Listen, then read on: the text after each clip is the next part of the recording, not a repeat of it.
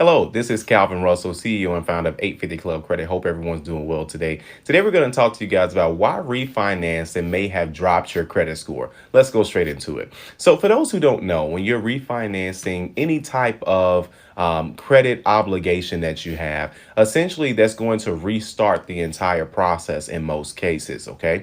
So let's say, for example, you have an auto loan and the original terms were 6 years as far as the time frame, and you were paying, let's say, $450 a month. Okay.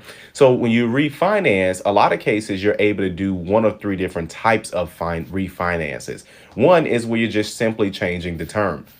You may have had this auto loan for 6 years. 1 year has gone by. You simply want to take it from 5 years back up to 6 years. And whether even if the interest rate stays the same, you're going to get a lower payment because the overall balance that you've had in that short period of time has gone down, not by much, but that balance that will be going down. Essentially, that you're refinancing. So let's say you originally financed, let's say $20,000 over a 6 year time frame. Keep in mind, at the very beginning of the loan, a lot of more of the payment is usually going to the higher interest portion. And then over time, less is going to the interest portion and then more is going to the principal. And the higher your interest goes, the higher your interest is at the time that you actually agree to the terms. That's really going to determine how fast you're going to be able to meet the break even point in a sense. Okay. So for example, if if you've had that for 6 years, 1 year has gone by, you take it back up to 6 years, even though it hasn't been much on the balance, it's still going to be a lower monthly payment simply because that balance has gone down. Now, when you've done that, here's the thing. In most cases, they have to close out the original loan, the original account, okay? And now they're going to actually take that account and it's going to be closed out, and now you're going to have a brand new one. Now, the credit report doesn't know that it's the same car. It could even be the same bank or whatever the case may be, but that particular account number that's associated with that previous account is typically going to be closed, which and then in turn is going to shorten your credit length history. Now, anytime that you pay off something early, especially when you're talking about usually most of the time there's going to be loans, auto loans, student loans, mortgage loans, personal loans.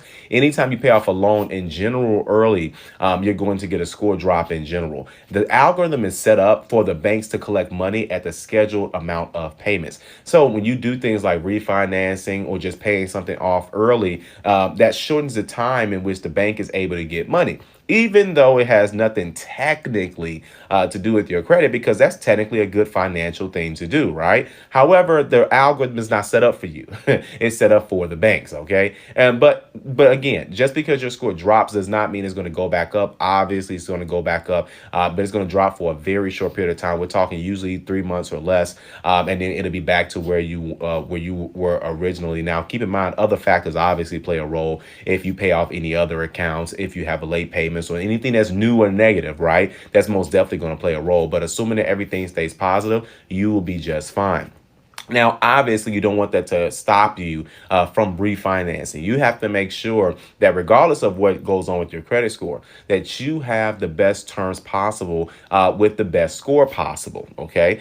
So, for example, usually anytime that someone gets approved for something, but they're not the best favorable terms, it's simply because of where they were at the time that they got that. You may have been in the 400s or 500s when you got approved for that auto loan. Just because you got those terms does not mean that you're stuck with those terms forever. But you have to make sure that you build relationships with other banks, by having credit cards and things of that sort. You don't have to have a relationship with every single bank. Most of the banks, usually 80% of the banks, are going to pretty much have very similar standards. You just got to just find one that works for you. And once you find one that works best for you, then you can go ahead, build a relationship with them, and then see if it's going to be the best to actually refinance with them first, and then kind of go into building that relationship, with them over time.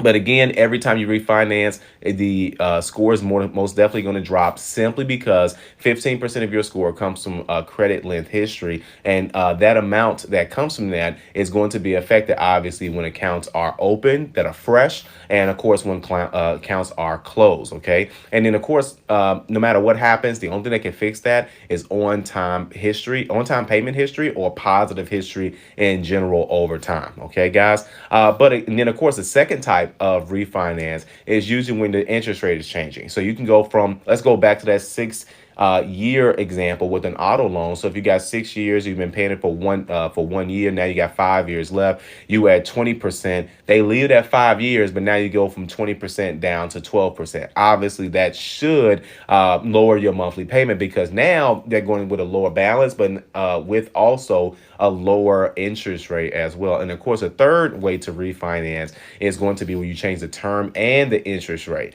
So that means that, let's say, for example, again, using that same example, 6 years for an auto loan at 450 a month or whatever, and now you've been paying on it for 1 year, but you went from 20% down to 10%, and you went from having it 6 years to 5 years. You can leave it at that, but let's go ahead and just take it back out to 6 years.